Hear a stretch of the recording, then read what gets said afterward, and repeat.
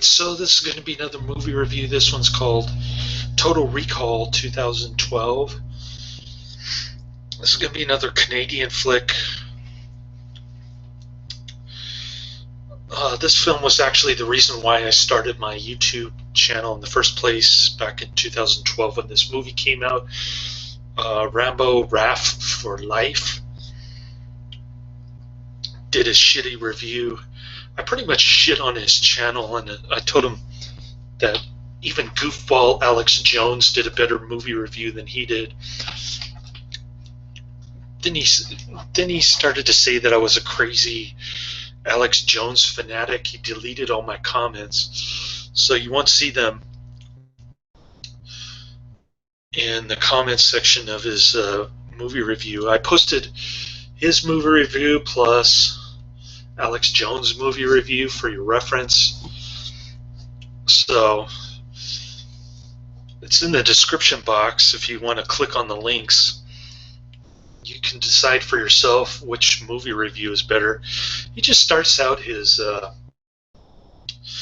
so-called movie review by complaining about the lens flares, which didn't bother me, but it seemed to bother him. And then it pissed him off that the first words on the screen are original movie when this is actually a remake. It's just the name of the friggin' production company. So I don't know what his problem is. He says it's a Hollywood movie. It's not even made in Hollywood. It's made in Canada. He doesn't even know what the fuck he's talking about. But anyways, he says he calls the Arnold Schwarzenegger movie a classic. I've never actually seen the whole thing. I know he used to play on television a lot during the height of Arnold's popularity. He made this movie based on a short story by Philip K. Dick. It was originally supposed to be made by Dino De Laurentiis and David Cronenberg, which would have been a more interesting movie, probably similar to Dune, I would imagine. But Arnold basically turned it into his self-deprecating humor type cheese fest, which is why the original Total Recall is nothing like the remake, which pisses off people to no end, including Rambo Raff for Life. Which is why I disliked his review. I mean, remakes aren't supposed to be like the original, especially when Arnold Schwarzenegger is involved. He was a terrible governor of California, by the way. I haven't watched any Arnold's flicks since Conan the Barbarian and the Terminator, of course. Those are the two movies that I really liked with him in it. But I never really saw any other Arnold movies after that. I haven't seen the Total Recall original yet. But basically this Rambo Raff for Life guy, he's got tons of comments on his channel, even though he makes idiotic movie reviews. He's got over 100. He's got over 1 million views on his channel. He tells me to go fuck off and go make up my own channel, so I do. That's what I've been doing since 2012. I don't have nearly as many page views as he does. 4 years later, but that's probably because I don't know. I'm more into quantity than quality. I've got over 800 videos on my channel, so I'm catching up fast to these guys. I'm almost at 300,000 views, which is pretty decent for 4 years of doing videos. I mean, I don't know. We'll see if I can catch up to these guys. OPC Communications, another guy who does videos. I guess he's buddies with this Rambo Raff for Life guy. He always wears his hat backwards, and he's got these gap teeth, gap tooth, and he's got these, I don't know, he's always wearing some kind of t-shirt or something. He looks like one of these guys who lives in his mom's basement or something. Anyways, the only thing missing is the bad shit hair like mine. But enough of my trashing Rambo Raff for Life. Now let's talk about the movie. I'm giving it 5 out of 5 stars. I was intrigued by it because I did see the Alex Jones movie review. I used to sub to the Alex Jones channel. I guess I was a fan of his from roughly 2005 to and up until 2012 when this movie was made. So I wasn't necessarily an Alex Jones fan per se, but I was subbed to his channel. And I did read a lot of his website essays until he started selling that bullshit energy drink stuff. And then I started watching File Monkey. File Monkey channel, which kind of has all the psychotic Alex Jones moments where he's yelling and screaming on the radio. I used to listen to Alex Jones on the radio, and it gave me a headache after 2 hours listening to him screaming all the time like a maniac. But anyways, I was going to talk about the movie. Alex Jones is actually in A Scanner Darkly, which is another film based on the work of Philip K. Dick. Great flick. I saw it's in Rotoscope. I saw it in San Francisco at the Embarcadero Cinema. I saw this pre-screening, and I thought it was great. It has Alex Jones in it. Alex Jones is also in Waking Life, so that's kind of a coincidence. But I guess I should talk about the movie now. I've been kind of rambling on and on about other people that are kind of tangentially related to the movie, namely Rambo, Raff for Life, and Alex Jones. The movie was great. I gave it 5 out of 5 stars, like I said.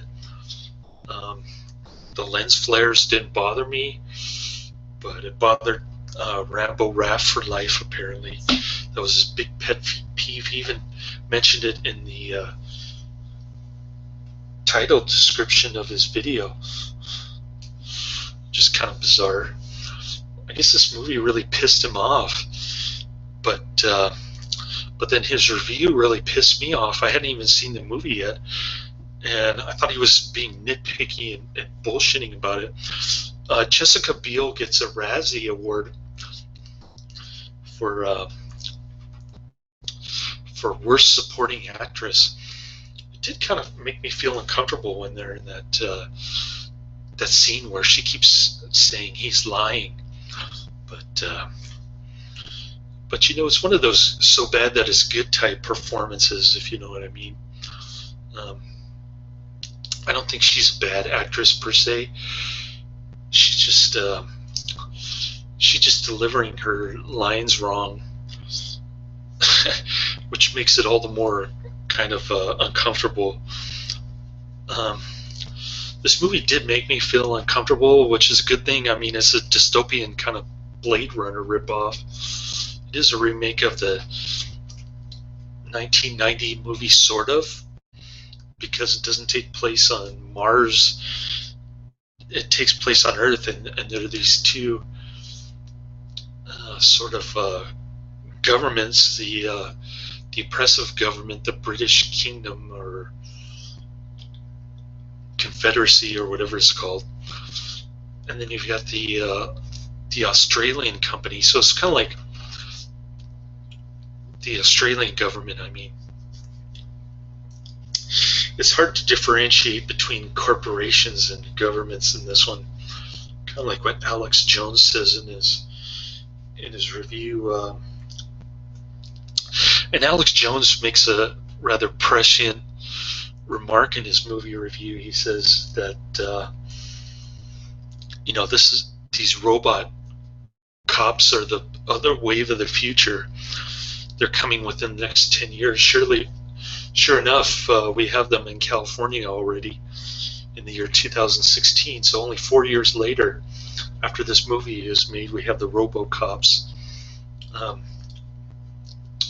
And of course, Rambo Raph for life hates the RoboCop movie too. So you got these two governments. They're kind of, I guess the Brit government is oppressing the Australian government. I don't know how. I guess because they got this fall thing that goes through the center, the core of the Earth. It's kind of like a 14-minute ride that I don't know. Looks like a ride from Great America. Remember that ride, The Edge? I guess you haven't been to Great America. Never mind.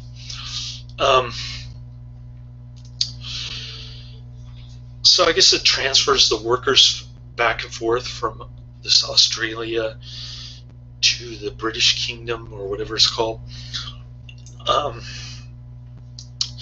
The Australians, their population is primarily Asian, I guess, and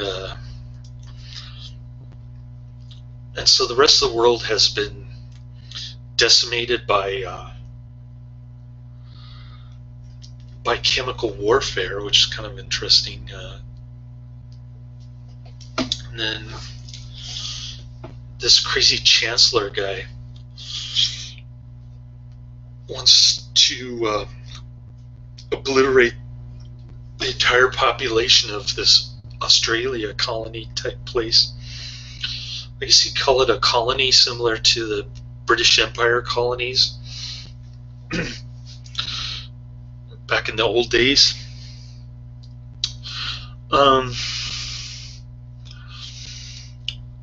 So there's this resistance movement kind of hiding in the shadows in the chemical warfare area. I guess they have to use gas masks unless they're in some kind of air-sealed type facilities. They use old subways that are air-sealed, and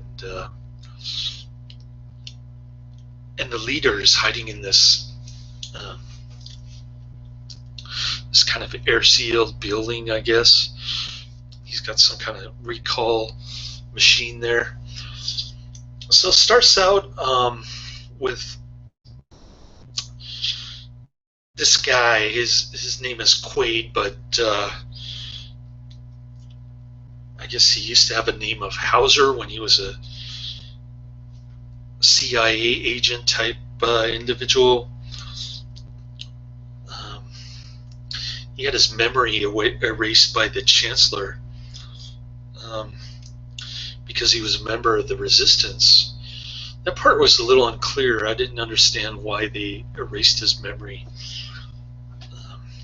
turned him into an ordinary factory worker, making these RoboCops.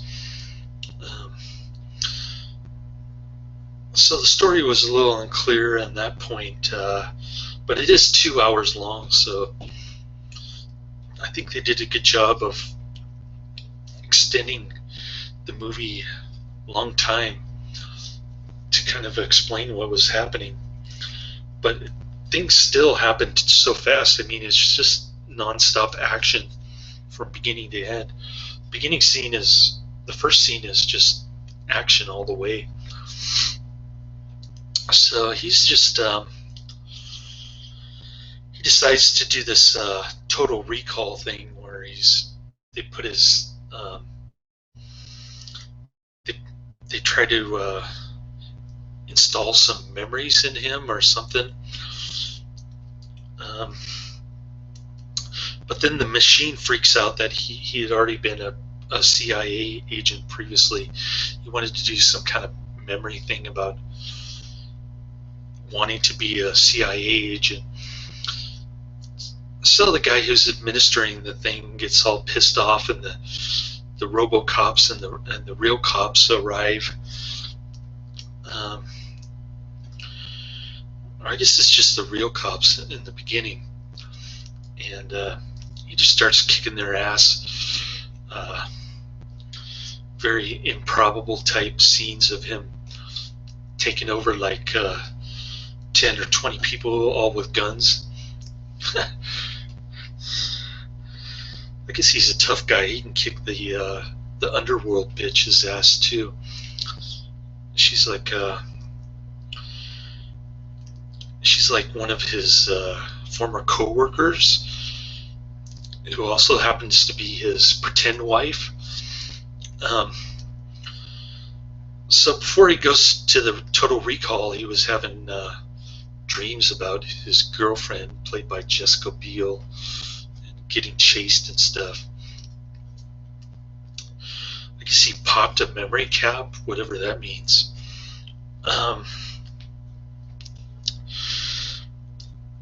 So he slowly finds his way back into the resistance movement. He's got this watch thing in his hand, so he uses a piece of glass to cut it out. That was pretty cool.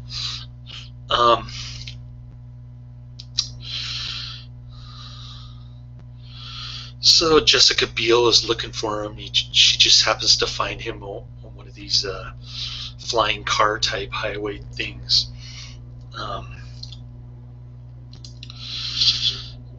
And he goes back to his old apartment under his Hauser name. He starts playing the piano, and that's where he gets the piano key. He just picks it out and then puts it back, I guess.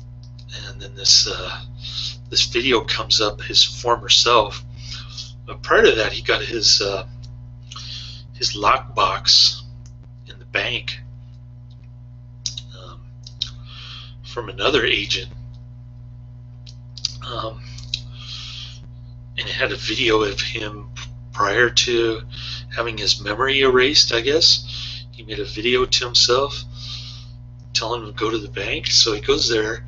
He gets the safe deposit box, which has another video of him, which tells him to go to the apartment, and it gives him the address. So he goes there. He sees another video of himself telling him to go find the leader of the resistance. I forgot his name. So he does that. He leads the Chancellor right to the leader who's been hiding out. Chancellor kills the leader. They're going to inject his brain and make him go back to being an agent. I guess that's the real reason why Chancellor wanted to keep him alive all this time, because he wanted him to work for their side. But they already had an army of robots going, so I don't know why they needed him again. I guess he's like Superman. He's got some kind of special power.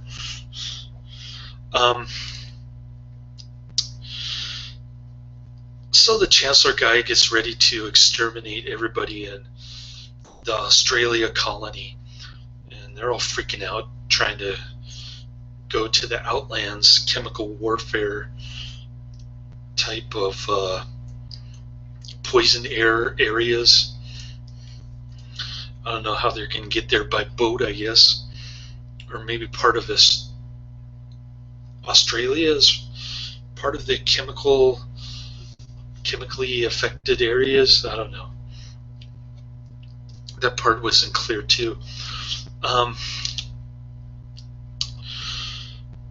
So the robots are about to arrive, and of course our hero, the Quaid Hauser guy, manages to escape, rescuing his girlfriend in the process, and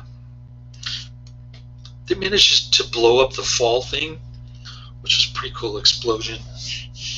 Uh, the ending was kind of cool, kind of surprise plot twist kind of thing. Um, I wasn't expecting that, but I did read the